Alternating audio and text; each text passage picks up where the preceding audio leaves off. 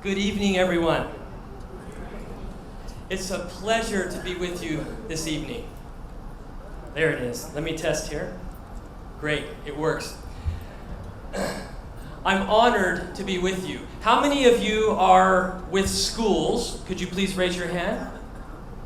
Of course, the majority. And all of our wonderful students. Yes. How many? Yeah, let's give them a hand. How many of you are business people who are here with us tonight? Many of you, and I've met? Yes, wonderful. And the press? I see you all over. Welcome. Welcome. I want to thank Dr. Kanaan for inviting me to be with you. 9 years ago, I was asked by Franklin Covey to take this Leader in Me process, this school transformation process, outside of the U.S. We had no schools outside of the U.S. A few years ago, I met Dr. Kanaan, and we talked about the need for this kind of a system and process and program in India. And I thank him for his great vision. Today, we're going to have over 100 schools in India very quickly this year. Thank you. And Dr. Kanaan, and you know him, he's from here, so I don't need to tell you, but he's a dynamic speaker, right? And he's a very well-known psychiatrist, and he does wonderful work. Yet, he has chosen to make a difference in these children's lives. And I'm honored to have him as my partner in the Leader in Me. Thank you, Doctor. I just wanted to, first, tradition at Franklin Covey is to introduce our families. I had the pleasure of meeting your family, Doctor, today. I have 4 children.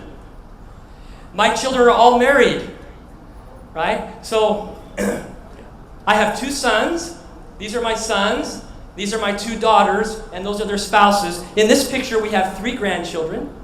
This is my lovely wife, Rika. She's originally from Japan, and I lived in Asia for about 20 years. So even though I'm American, I live in the U.S., I've lived internationally most of my career. And what really excites me is my grandchildren. Today when I visited this wonderful school, the 2.5-year-olds and the 5-year-olds all greeted me, and I just wanted to hug every one of them because they look like my grandchildren. They just remind me of my grandchildren. These are my 7 grandchildren. See, I'm a very old man. I'm a grandpa, and the exciting thing is I have 3 more grandchildren coming this year. You believe that? Oh, it's exciting. 1 in June, 1 in July, and 1 in August. Man, I'm going to have a great summer. Anyway, this is what's exciting to me is children. And the next generation, we need to take care of. Those educators that are with us tonight, there is nothing more important than what you do with these children every day. They are going to solve the problems that we made. And we need to prepare them with the life skills and the leadership skills to do that. I had the opportunity to work with Stephen R. Covey for a few years before his passing, in this capacity with Franklin Covey. He was an amazing man. I really believe he's a genius. But he did not create the 7 habits. He took universal principles and paradigms and he organized them into a model that even little children can understand and apply to improve their lives. That was his genius. He didn't create the idea. Thank you. That was his genius. These young students played the music a few minutes ago, and they played a song and taught you the 7 habits. I'm just going to take 1 minute and talk to you a little bit about the 7 habits. The 7 habits are 7 individual habits, but there is a rationale to them, and this is what Dr. Covey did. He put them into a maturity continuum, a process that you can follow. Habit 1 is habit 1 because it comes first. Habit 1 is be proactive. It means you're in charge. You don't blame others for your problems. You find ways to solve your problems. You focus on your circle of influence, not your circle of concern. So the 7 habits takes us from being dependent to independence to interdependence. And each habit takes us up that maturity continuum. The first 3 habits: be proactive, begin with the end in mind, which is about creating your vision of where you want to go, and put things first, which is prioritizing your life, give you your private victory. And public victory is achieved by thinking win-win, mutual benefit, seeking first to understand, then to be understood, and getting to synergy. Synergy is simply finding the third alternative. It's not my way or your way, but let's listen to each other and find the best way. It's a novel concept, isn't it? Because most of our life is spent arguing with people, but we should find the best solution, not my solution, but the best solution. So the 7 habits are wonderful, and habit 7 is taking care of yourself, your body, heart, mind, and spirit, and renewal. That's what it's all about. So the 7 habits are now simplified for our children. They're using it in their schools, and I had a wonderful time in the schools today. So I'm going to go quickly today and share with you some concepts to give you kind of a global vision of what the Leader in Me is and where we're going. Okay, so my first thing, I'm going to introduce the Leader in Me as a global movement. We're gaining speed. We're adding a lot of schools, and I'm going to talk to you about why. Why are we growing? Why is it successful? And then I want to illustrate to you the power and influence teachers have on the lives of these children. And I'll do that with the sharing a story. So this is a global challenge. This is not a problem in India. Franklin Covey's not coming to India and saying, you have a problem we want to fix. This is a global challenge. My job takes me all over the world. I visit 20, 30 countries a year and meet with educators and do what I do with schools. And everyone tells me the same thing. They have the same problems that you have here. Let me give you an illustration. This is a picture of Ford Motor Company assembly line about 110 years ago. Look familiar? You've seen something like this? They would make the cars by somebody stands there and does the same thing over and over. Put the wheel on, put the wheel on. This is what we call the industrial age. Dr. Covey talked a lot about the industrial age. To work in the factory, you needed very simple skills. You needed to show up on time, you needed to speak the language, you needed to do what you were told, and over again, repetitively. And you needed to be able to stand up for 8 hours. That's all you needed. Many factories required a high school education. That was it. This is the needs of the industrial age. However, well, some of the thoughts around the industrial age are minimum variation. Just do the same thing over and over. Top-down hierarchy. Just do what I tell you. I'm your boss. Do what I say. The paradigm was, I need to control my employees. And there was no critical thinking or collaboration. Industrial age mindset. Today, however, is different. This is a job description for Apple Computer Store. Just a retail store where you buy your iPhone. You don't have to be an engineer, right? It's just selling an iPhone. But they require some amazing skills that's very different than the Ford factory. You have to be able to work with teams, have customer service skills. You need to set goals, be creative, collaborate with others. You need to teach people, self-motivated. I mean, these are what we call 21st century skills.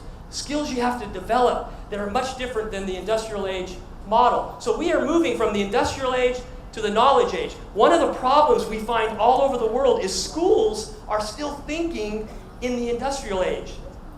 Now, this has already been acknowledged by so many countries and educators, and they're trying to address it. They know it's a problem, and they're addressing it. In the knowledge age, our paradigm, our way of thinking about education and students needs to be empower the students and release their potential. This was Dr. Covey's mission. This is what he wanted to do with the Leader in Me. Empower the students, release their potential.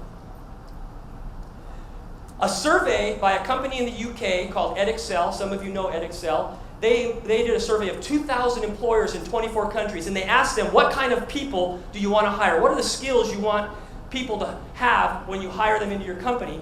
And they were things like this. We call these leadership or 21st century life skills: problem solving, teamwork, empathy, communication, time management, cultural sensitivity. These need to be taught somehow in our schools.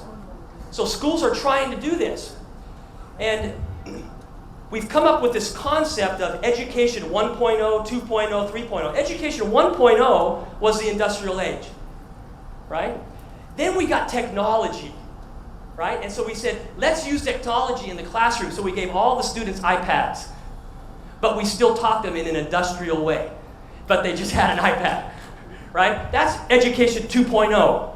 But now we've gotten smart, and we said, no, we need to do something different. So education 3.0 and 4.0, they're trying to focus on creative collaboration and knowledge and helping students learn robotics and practice these skills in the classroom, which is fabulous, right? And it helps, but it still falls short of where we need to be. And let me tell you why.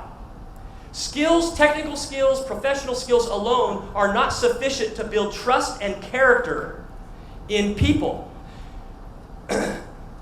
Without integrity of character or personal leadership, doing the right thing when nobody's watching, our educational systems will simply produce technically competent people that cannot be trusted. You see, trust is a character trait. Trust is a character. Go ahead, please, please. You have to ask the question, would I want a doctor who cheated on his exams to operate on me? No, you wouldn't, right? I hope not. Yeah, I hope not. So skills can be taught and learned, and we need to do that. We need to teach kids these technical skills and these other skills. But character must be developed and nurtured in the classroom and in the home. Skills can be taught, but they're only learned if they're practiced. The Leader in Me gives schools, teachers, not only an opportunity to teach those skills and teach character and model it, but they get to practice it. They get opportunities to be leaders themselves. That's the beauty of the Leader in Me. So the Leader in Me, in my mind, is what we might call education 5.0. 5.0, okay? So this is one of the needs we have that we're answering with the Leader in Me. So we started out about 10 years ago with one school in the United States. Today, as was mentioned, we have over 5,500 schools around the world in this process. And we're in many countries. I'm just going to run through, I know I'm going quickly, I'm going to run through some slides so you can see. We are now impacting over 5 million students, teachers, and parents around the world each year. And we've just begun. We've just begun. Now I know with India, with the population of so much, 5 million seems small, right? 5 million, but we're going to be big, right? And because of all of you, we're going to get there. Yeah, because of Dr. Kannan, we're going to get there, right? And he'll talk more about what we're doing in India, yeah? If you are a Leader in Me school, which many of you are working with us, thank you for working with us. You are a Leader in Me school, you are part of a group, a global group of like-minded people who care about children. They value whole child education, and you have similar paradigms with how to teach and handle problems at school. You're part of a global network of schools, teachers, and students that are dedicated to creating lifelong leaders. What do we mean by lifelong leaders? Well, all of these things I've already talked about equal life ready. Being life ready. These 21st century skills, being ready for college, social emotional learning, character, soft skills, life skills, lead to life readiness. We're not about producing a product, a student that could just get into college. We're about creating citizens who can better your country and make good fathers and mothers. Because human capital, right, is the level of education of the people in your country, and you can build a strong country with great human capital. So education is important. But moral capital is more important to a nation's future than anything else. And moral capital comes from the character of the people, which is taught in the home and supported by the school. Moral capital is what we need to focus on. What do we mean by leader? Dr. Covey talked about leaders and leadership. Many people think leaders are just like a CEO of a company, but anyone can be a leader. We talk about leading yourself and then leading others. So let me show you some schools. In Brazil, we have now over 800 schools just in Brazil. And our partner in Brazil is one of the largest education companies in the country. And we're seeing amazing growth there. This year alone, they added 400 new schools in the Leader in Me. The Netherlands, in Europe, again, this is a company that owns a teacher training university, and they became our partner, and now they have over 100 schools in the Netherlands, which is quite a lot for a very small country, just starting out. Cambodia, we have many schools throughout Asia. Cambodia has wonderful, this is a picture of a leadership day where the students were sharing their leadership skills and getting a chance to practice. Bahamas. I was just in the Bahamas 10 days ago. And the Bahamas, as you know, was recently wiped out by a hurricane. And this school, which is one of our schools, it's a lighthouse school. The students of this school decided that they wanted to help all the people that lost their homes. So they created hygiene kits and they gave them to all the people in the other islands. So I traveled last week to the Bahamas and I gave them a special award and a check to help fund their efforts to support the other people. So this is the kind of school, the kind of character that we are as a global network. Myanmar, this is a great activity. They did camps, Leader in Me camps with the students, and they had great turnout. We have several schools now starting in Myanmar. Mexico, several schools in Mexico. This is a leadership day and teaching the students skills. The students cooked us lunch, and they all dressed up like chefs. It was a wonderful experience. Romania, of all places. Who's been to Romania? Nobody. I have been to Romania. This is a great school. It's called Transylvania College. Dracula went to school there. I'm teasing. It's a wonderful school. But the students at this school, they decided that they wanted to have a global discussion about world problems with other students from other countries. Can you believe that? These students decided to do that, and they invited students from other countries to come to Romania, and they invited me to come and speak with them. And it was a wonderful, that's why I have a picture of me, because I'm really not important, but I was there, and that's the picture. They're a wonderful school. India, Dr. Kannan, we're just starting in India. We have some of our wonderful schools here. As I said, the schools I saw today, and I'm going to another one tomorrow, you are doing a fabulous job. You are doing a fabulous job. Thank you for caring about this and doing this. Thank you so much. China is tough. We have a lot of government issues in China in working with the schools. But we have several Leader in Me schools in China now. This particular school did a leadership day. They have 6,000 students in one school. And it's a fabulous school. This is the principal, Principal Wu. And this is Sean Covey. This is Dr. Covey's son, Sean. And I work directly with Sean every day. Sean is the president of Franklin Covey Education, and I'm the vice president, so he's my boss. He's a wonderful person, and we'll bring him to India in this next year, I hope. Okay? We'll bring him. All right, so I'm just going to go quickly. Why is Leader in Me so successful around the world? It's because it's based on universal principles and paradigms. For example, we talk about Inside Out. All of you know Inside Out, right? It starts with me, right? Dr. Covey said it means to start with yourself first. Did you know that 2,500 years ago in China, Confucius taught Inside Out? He said this: to put the world in order, we must first put the nation in order. To put the nation in order, we must first put the family in order. To put the family in order, we must first cultivate our personal life. And to cultivate our personal life, we must set our hearts right. Beautiful. Beautiful. Dr. Covey did not invent Inside Out, but he's sharing it and he's put it into the process so everyone can use it, right? And I'll bet, and I need to study some of your writings in the Hindu faith, but I know you have the same teaching in your history and your culture. It's there because it's universal. And that's why the 7 habits are so powerful. It doesn't matter what country we go to, they work, and because they're based on principles. So, in the Leader in Me, we say, change starts with me. Everything we do and the principles we use are primarily found in these 2 works. You know the 7 habits and you know the 4 disciplines of execution. These are where we find most of the principles that we're using in the Leader in Me. The paradigms. Can all of you know the paradigms? Right? Everyone can be a leader. Leadership's not for the few, right? It's for everyone, right? Every child has gifts and talents.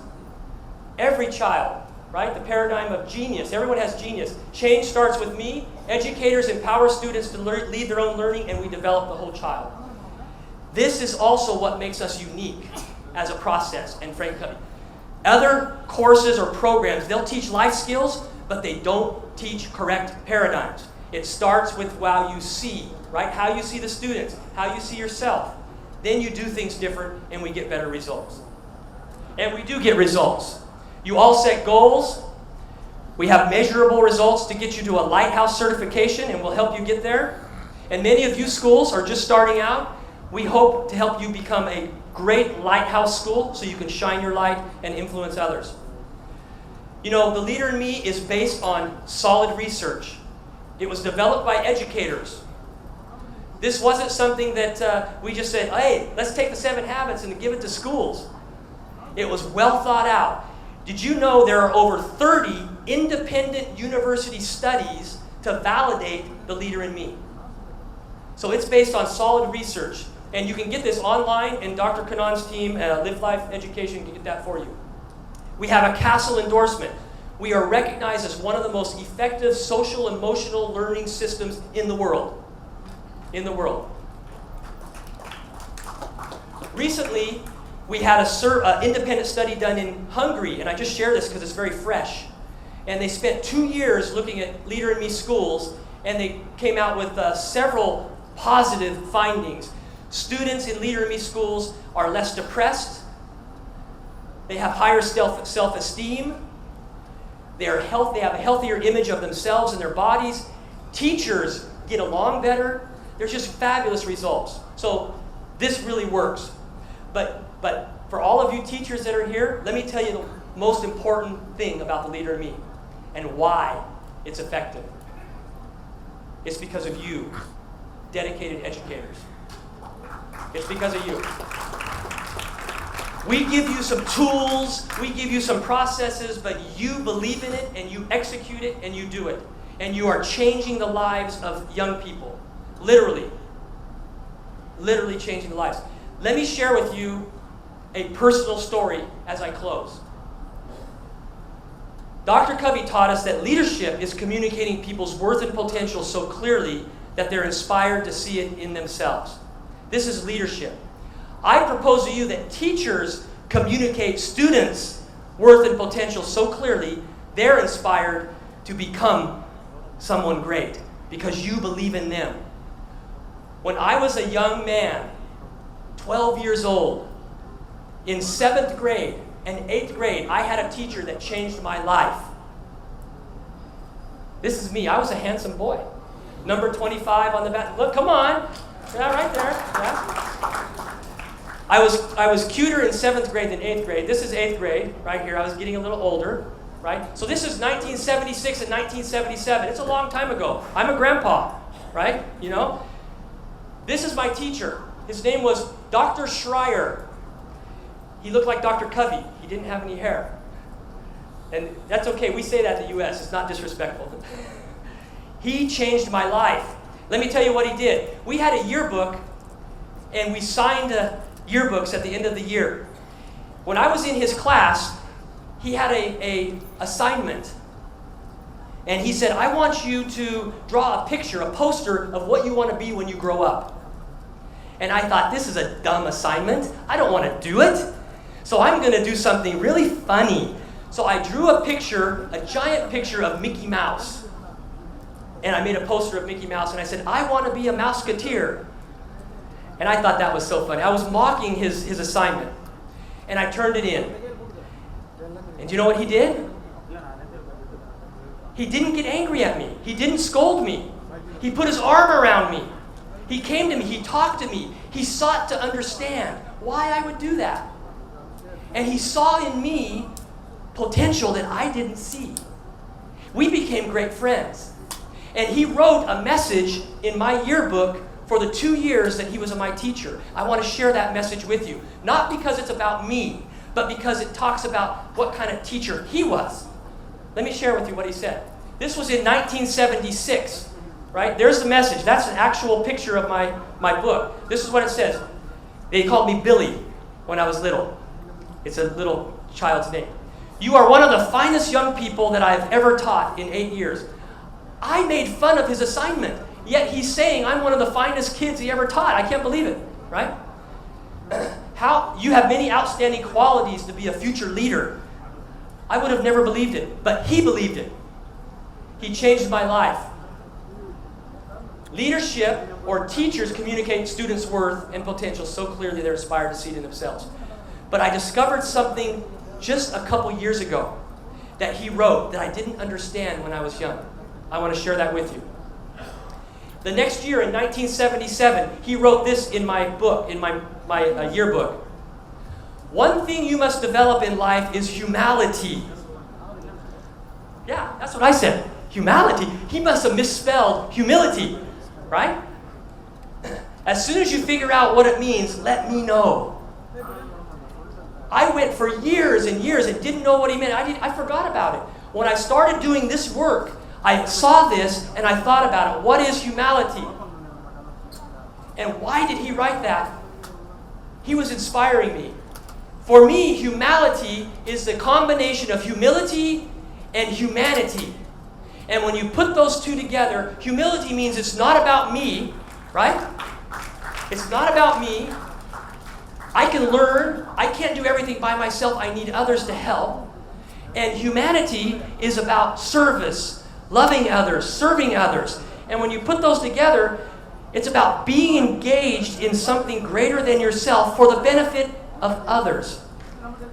This is what the leader in me is all about. This is what it's all about. The leader in me is greater than me. It's greater than you. It's greater than all of us to do something for the benefit of humanity. And we can't do it alone. The leader in me is really what I think this is all about, humility. So we need teachers who see each child's worth and potential. We need teachers who can inspire children to see their own worth and potentials clearly in themselves. We need teachers who love their students. We need teachers with humility.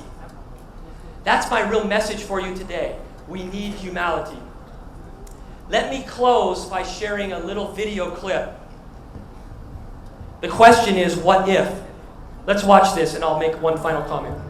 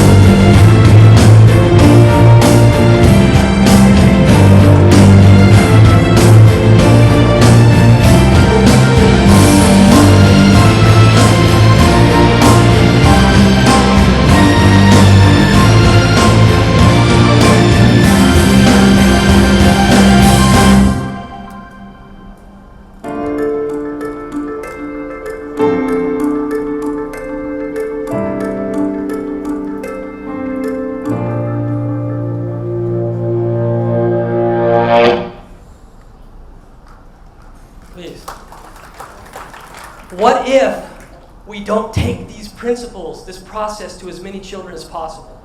What if we just say, oh, it's another program? What if some children in your school could be inspired to change the world someday because you empowered them and believed in them? And what if we never do it? What if Dr. Schreier never inspired me? I wouldn't be standing here in front of you today. I wouldn't be doing this job. See the potential in every child. Love them. If you're not taking the leader in me to your school, consider it, please. Because it's bigger than all of us, and it can really make a difference.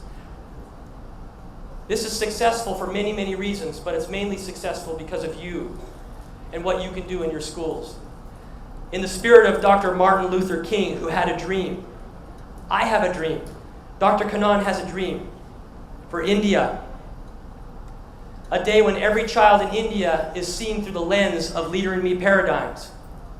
A dream of a day when every teacher models leadership principles and 7 habits in their schools and their classrooms. They're models so that students can learn from their example. A day when teachers and parents work together to educate life-ready leaders. We need families to cooperate with our schools and work together to change this society for better. And a day when the leader in me is as accessible and affordable to all schools, parents, and schools in India and the world. That's my dream, and that's why we're here. Thank you for letting me share this vision with you. Thank you.